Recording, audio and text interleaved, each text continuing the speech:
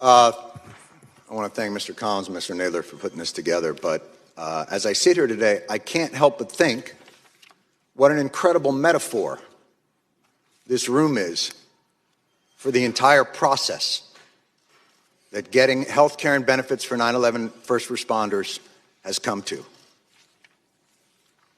Behind me, a filled room of 9/11 first responders, and in front of me, a nearly empty Congress. Sick and dying, they brought themselves down here to speak to no one. It's shameful. It's an embarrassment to the country, and it is a stain on this institution. And you should be ashamed of yourselves for those that aren't here, but you won't be. Because accountability doesn't appear to be something that occurs in this chamber. We don't want to be here. Lou doesn't want to be here. None of these people want to be here. But they are, and they're not here for themselves. They're here to continue fighting for what's right. Lou's going to go back for his 69th chemo. The great Ray Pfeiffer would come down here, his body riddled with cancer and pain, where he couldn't walk. And the disrespect shown to him and to the other lobbyists on this bill is utterly unacceptable. You know, I would be so angry at the latest injustice that's done to these men and women. And, you know, another business card thrown our way as a way of shooing us away, like children trick-or-treating, rather than the heroes that they are and will always be.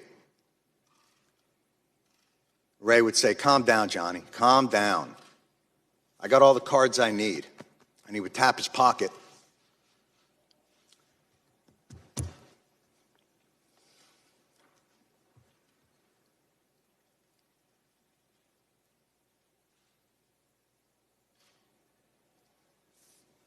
Where he kept the prayer cards of 343 firefighters.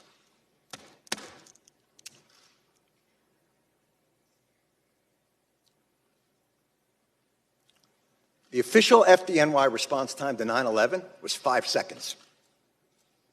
5 seconds.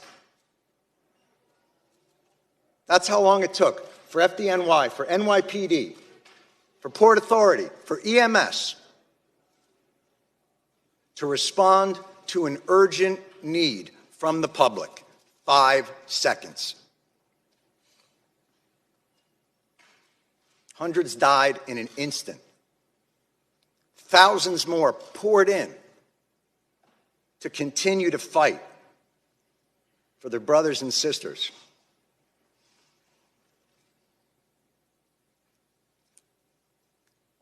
The breathing problem started almost immediately, and they were told they weren't sick, they were crazy. And then, as the illnesses got worse and things became more apparent, well, okay, you're sick, but it's not from the pile. And then, when the science became irrefutable, okay, it's the pile. But this is a New York issue. I don't know if we have the money. And I'm sorry if I sound angry and undiplomatic, but I'm angry. And you should be too, and they're all angry as well. And they have every justification to be that way. There is not a person here, there is not an empty chair on that stage that didn't tweet out, "Never forget the heroes of 9/11. Never forget their bravery. Never forget what they did, what they gave to this country." Well, here they are. And where are they? And it would be one thing if their callous indifference and rank hypocrisy were benign, but it's not. Your indifference costs these men and women their most valuable commodity, time.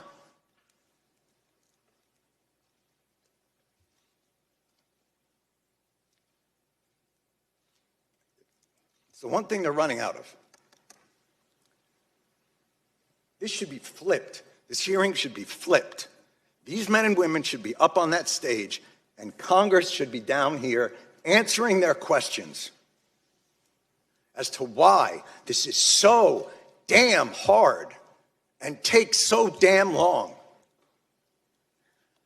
And why, no matter what they get, something's always pulled back, and they got to come back.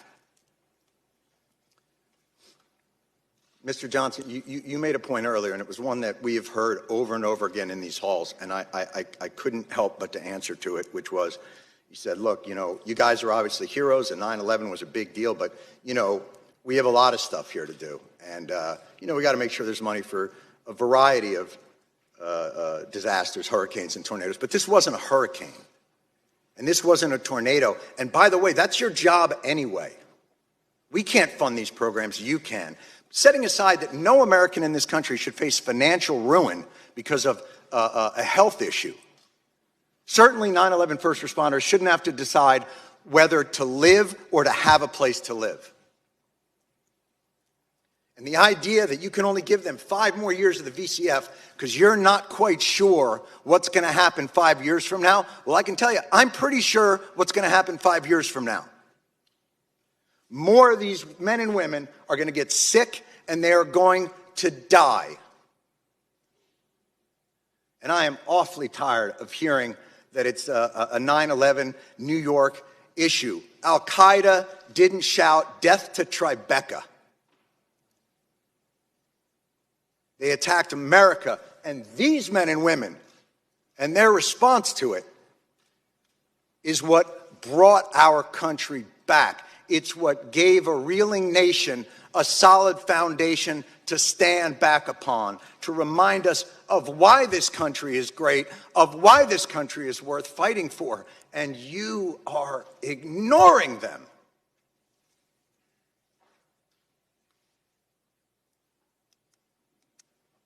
And you can end it tomorrow. Why this bill isn't unanimous consent and a standalone issue is beyond my comprehension. And I have yet to hear a reasonable explanation for why. It'll get stuck in some transportation bill or some appropriations bill and get sent over to the Senate, where a certain someone from the Senate will use it as a political football to get themselves maybe another new import tax on petroleum, because that's what happened to us in 2015. And we won't allow it to happen again. Thank God for people like John Field. Thank God for people like Ray Pfeiffer. Thank God for all of these people who will not let it happen.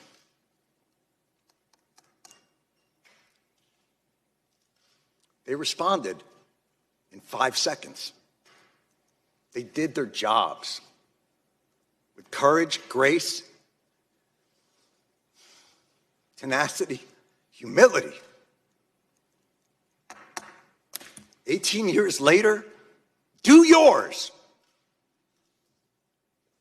Thank you.